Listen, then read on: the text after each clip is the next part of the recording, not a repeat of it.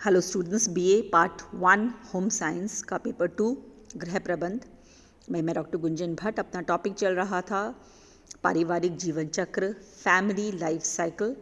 हमने family life cycle की अवधारणा को समझा पिछली कक्षा में और इसके महत्व को जाना कि फैमिली लाइफ साइकिल को पढ़ना, इसको समझना, इसको जानना हमारे लिए क्यों आवश्यक है और कैसे हम इसको जान के और इसको समझ के भविष्य के लिए प्लानिंग कर सकते हैं, अपने भविष्य की योजनाओं को बना सकते हैं और एक सक्सेसफुल तरह से जीवन यापन कर सकते हैं।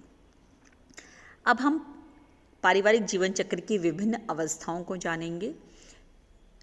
इसमें जानने से शुरू करने से पहले मैं आपको ये बता दूं गर्ल्स कि बहुत सारे शिक्षाविदों ने, बहुत सारे वैज्ञानिकों ने फैमिली लाइफ साइकिल की अलग अलग अवस्थाएं बताई हैं। किसी वैज्ञानिक ने इसे 5-8 स्टेजेस में डिवाइड किया है, किसी ने 5 में किया है। हम यहाँ पर बिगलो की लाइफ साइकिल जीवन चक्र को ले रहे हैं।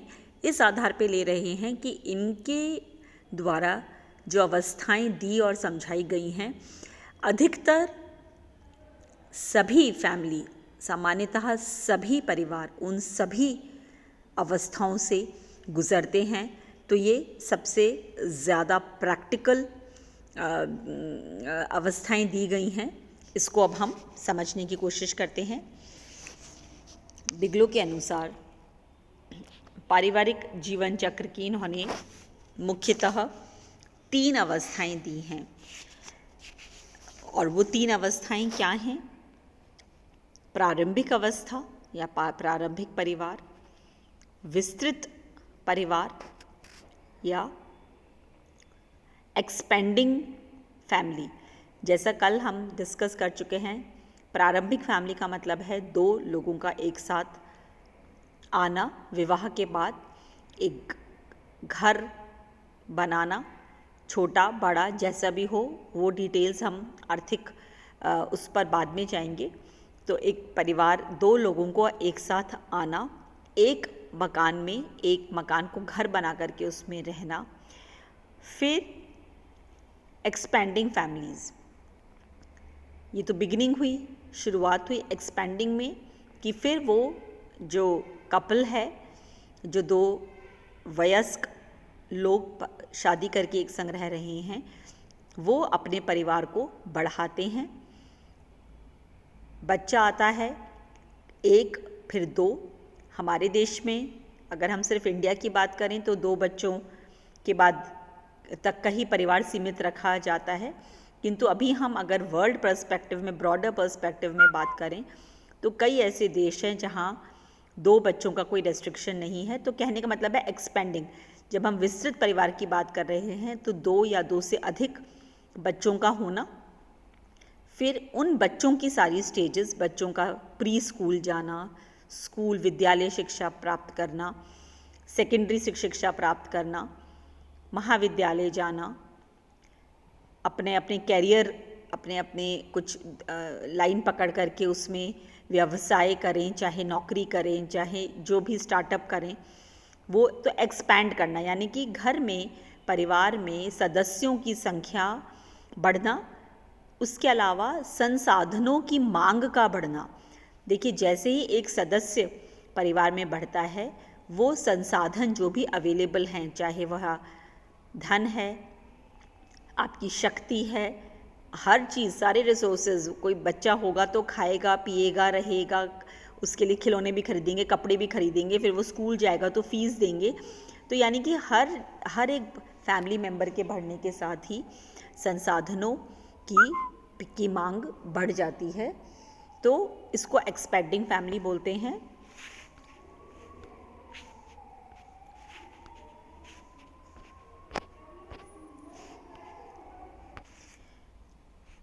उसके बाद आती है संकुचित परिवार अवस्था। ये तीसरी अवस्था बताई है बिगलो ने, जिसमें कि जैसे जैसे चाहे वो बेटा है घर का या बेटी है, जब वह आत्मनिर्भर हो जाएंगे या उनकी शिक्षा पूरी हो जाएगी, वो अपना कोई व्यवसाय करने लगेंगे या अपनी कोई नौकरी में लग जाएंगे, तो यह आवश्यक नहीं है कि वह उसी मकान में रहें, उसी घर में रहें जहाँ वह अपना बचपन बिता रहे थे। हो सकता है वह किसी दूसरे शहर में, किसी दूसरे राज्य में या फिर किसी दूसरी देश में चले जाएं। तो अब क्या हो रहा है, परिवार तो उतना ही है, ऐसा नहीं है कि एक बच्चा कोई ज़िंदगी से ही ख़त्म हो गया, लेकिन अभी यहाँ पे हम क्योंकि हर कुछ होम मैनेजमेंट के पॉइंट ऑफ व्यू से, गृह व्यवस्था के पॉइंट ऑफ व्यू से बात कर रहे हैं, तो हम हर चीज़ को संसाधनों की उपलब्धता और उसके उपयोग से जोड़ेंगे। तो जैसे ही एक बच्चा चाहे हॉस्टल पढ़ने जा रहा है या नौकरी करने जा रहा है, वो घर छोड़ देता है, तो उस हिसाब से संसाधनों की मांग पर असर पड़ता है। तो संकुचित परिवार का मतलब ये नहीं है कि परिवार वापस संकुचित हो रहा है। यहाँ पे इसका मतलब ये है कि परिवार तो उतना ही है जितने बच्चे थे, अगर 3 बच्चे हैं तो 3 ही रहेंगे, पर अब क्योंकि वो एक ही छत के नीचे एक घर में नहीं रह रहे हैं, सब अलग अलग जगह चले गए हैं, तो उस पर्टिकुलर परिवार में एक साथ जो रह रहे थे वहाँ परिवार संकुचित हो गया है। वैसे परिवार एक्सटेंड हो गया, अलग अलग जगहों में, अलग अलग देशों में चला गया है, पर उधर संसाधनों की जहाँ एक व्यक्ति पर या 2 व्यक्तियों पे मांग थी, वह अब बदल जाएगी। तो ये 3 अवस्थाएं मेन है। लेकिन बिगलो को, जैसे मैंने आपको शुरू में कहा, हम क्यों पढ़ रहे हैं, क्योंकि इन्होंने बात इन 3 अवस्थाओं को बाद में अन्य 8 अवस्थाएं और दी हैं।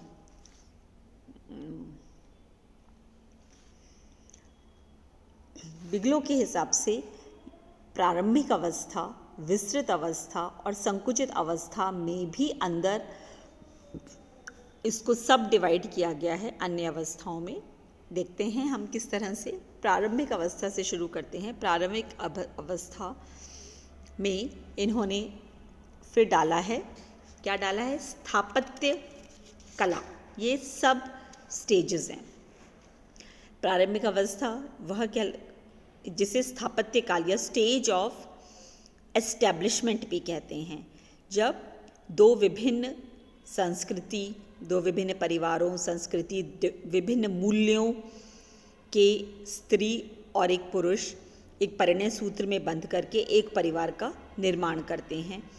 उनके अलग अलग संस्कार होते हैं, पर वे एक दूसरे को समझने का प्रयास करते हैं, सामंजस्य बैठाते हैं, अपने उत्तरदायित्वों को समझते हैं, उनकी पूर्ति करते हैं और साथ ही दीर्घकालीन लक्ष्यों को निर्धारित करते हैं। ग्रॉस एंड क्रेंडल ने कहा है, the first period of the cycle is when long term goals, habit of work, division of responsibility and other patterns are determined. यानी कि इस पहली अवस्था में ही कौन क्या कार्य करेगा,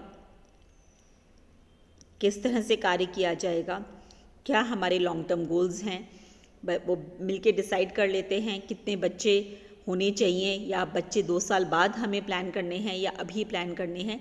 इस तरीके के, जिस मकान में रह रहे हैं क्या हमें एक और बड़ा मकान बनवाना है, तो उसकी क्या, इस तरीके के जो भी लॉन्ग टर्म गोल्स हैं उनका निर्धारण कर लेना, रिस्पॉन्सिबिलिटीज़ डिवाइड कर लेना, ये चीज़ें इस प्रारंभिक अवस्था में या स्थापत्य कला काल में हो जाती हैं, जिसको कि पीरियड ऑफ एस्टैब्लिशमेंट कहते हैं। इसके बाद सेकेंड स्टेज है विस्तृत अवस्था।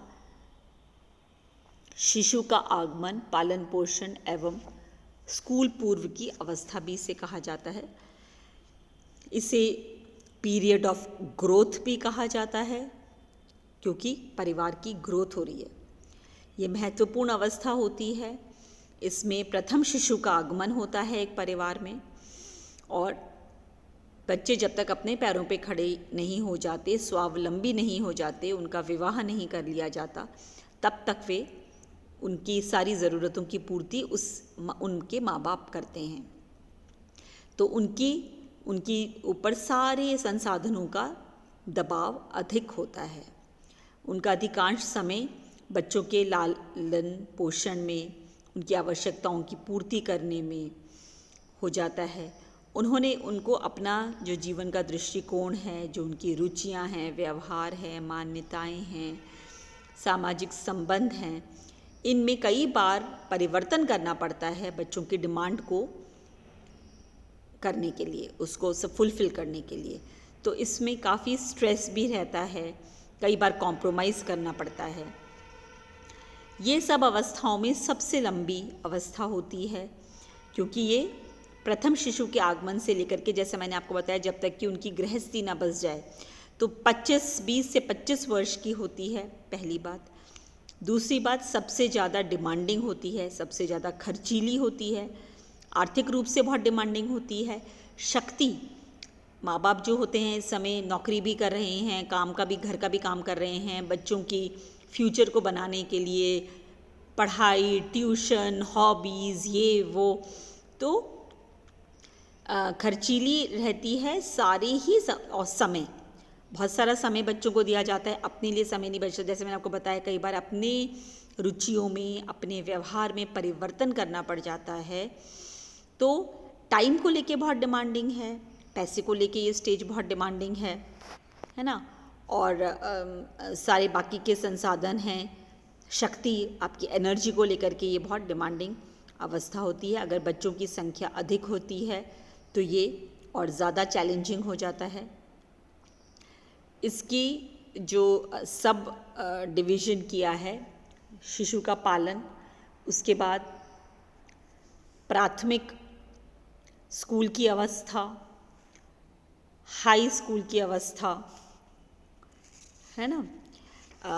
इस समय में प्राथमिक स्कूल की अवस्था, इसमें अगेन धन की मांग बढ़ जाती है, बच्चों को स्कूल भेजना, समय पे तैयार करना, बच्चे की इस समय में शारीरिक और मानसिक विकास को ध्यान में रखते हुए उनको पोषक तत्व देना, उनको एक अच्छा एनवायरनमेंट देना जिससे उनका मानसिक विकास अच्छा हो, पोषक तत्व देना जिससे उनका शारीरिक विकास अच्छा हो, बच्चे को अच्छी फिज़िकल एक्टिविटी के लिए अपॉर्चुनिटी प्रदान करना, ये सारी चीज़ें इस समय में आ जाती हैं।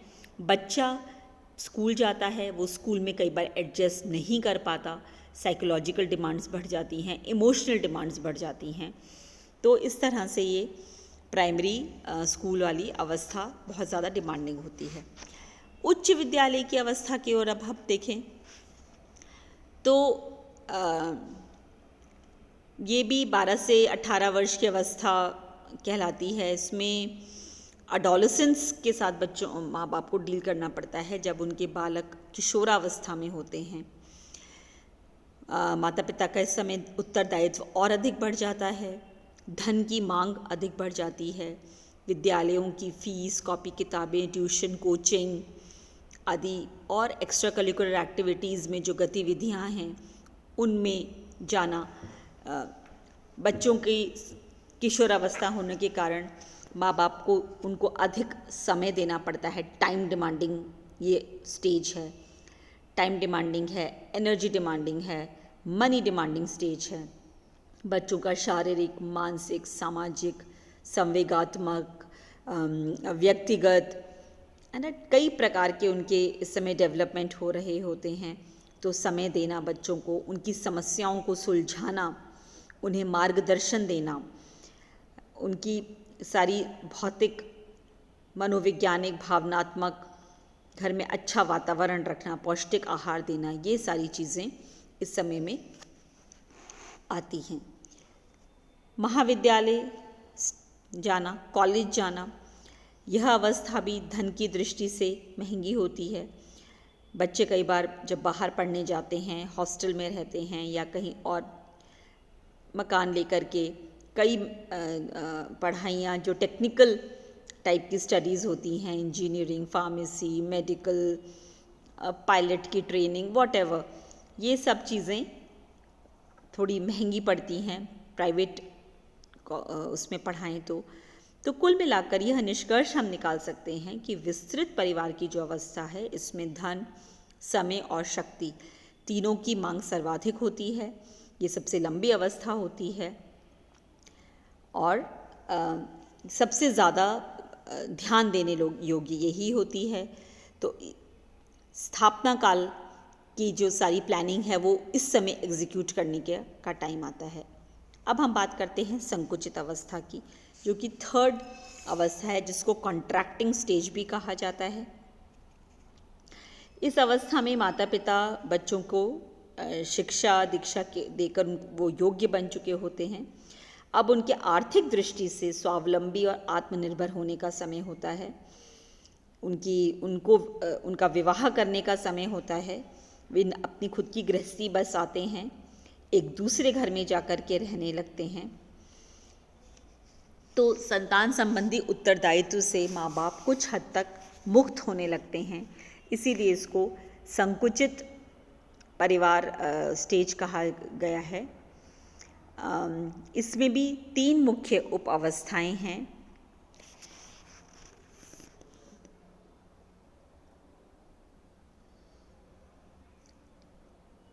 वो हैं प्रारंभिक अवस्था, आर्थिक पुनर्नियोजन की अवस्था और सेवानिवृत्ति का काल। आरंभिक अवस्था का मतलब है कि संकुचित परिवार की पहली अवस्था, जब बेटे बेटियों की शादी कर दी जाती है तो माँ बाप के ऊपर दूसरी नई जिम्मेदारियाँ और उत्तरदायित्व आ जाते हैं। तो धीरे धीरे उनको उनसे ऊपर उठना, ये निष्कर्ष निकाल सकते हैं कि ये अनिश्चितता का थोड़ा दौर होता है, क्योंकि हम नए परिवारों से जुड़ते हैं जब बच्चों का विवाह आदि कर रहे होते हैं। आर्थिक पुनर्योजन की अवस्था, यानी कि पीरियड ऑफ फाइनेंशियल रिकवरी, ये अवस्था तब आरंभ होती है जब बच्चे स्वावलंबी हो जाते हैं और खुद कमाने लग जाते हैं। आर्थिक रूप से माँ बाप पर उनकी डिपेंडेंस थोड़ी कम हो जाती है, और साथ ही जो पूर्व वाली अवस्थाओं में लोन वगैरह लिया होता है वह भी अब काफ़ी हद तक कम होने लग जाता है। तो ये पीरियड ऑफ फाइनेंशियल रिकवरी कहते हैं, जब हमारे ऊपर आर्थिक रूप से पड़ने वाले दबाव कुछ हद तक कम होने लगते हैं। इस वक्त दंपति जो हैं वह कहीं घूमने जाना, घूमना फिरना, ट्रैवलिंग करना और सामाजिक कार्यों में अगर रुचि है तो थोड़ा सामाजिक कार्य कर सकते हैं, उसके लिए समय मिल जाता है। ये आर्थिक योजन वाला काल है। फिर है सेवानिवृत्ति का काल, पीरियड ऑफ रिटायरमेंट। इस अवस्था में शक्ति और धन की काफ़ी कमी हो जाती है, परंतु वृद्ध दंपति जो है उनके पास समय की कोई कमी नहीं रहती। आर्थिक सुरक्षा, देखिए अब मैंने आपको बोला कि धन की कमी हो जाती है। अगेन मैं यहाँ कहूँगी कि ये सब पर लागू नहीं होता है। अगर हमने प्रारंभिक अवस्थाओं में अपने रिटायरमेंट की दीर्घकालीन प्लानिंग कर रखी है तो इस अवस्था में शक्ति की कमी तो ज़रूर हो जाती है, क्योंकि वह आपकी आयु से रिलेटेड होती है। अब उतनी शक्ति नहीं रहती कि सुबह से लेकर शाम तक ट्रैवल कर लेंगे, 10-10 घंटे घूम रहे हैं, ये कर रहे हैं। और समय की कमी बिल्कुल नहीं रहती है। धन की कमी कितनी रहेगी या कितना ठीक रहेगा, ये डिपेंड करता है आपने किस प्रकार का नियोजन किया था, किस प्रकार के इन्वेस्टमेंट्स किए थे, जो अब आपको क्या वो आपने सोच समझकर विवेकपूर्ण तरीके से किए थे, तो आपको धन की कमी भी नहीं रहेगी। और हाँ, शक्ति की कमी इस समय थोड़ी हो जाती है। शारीरिक शक्ति, शरीर थोड़ा दुर्बल हो जाता है।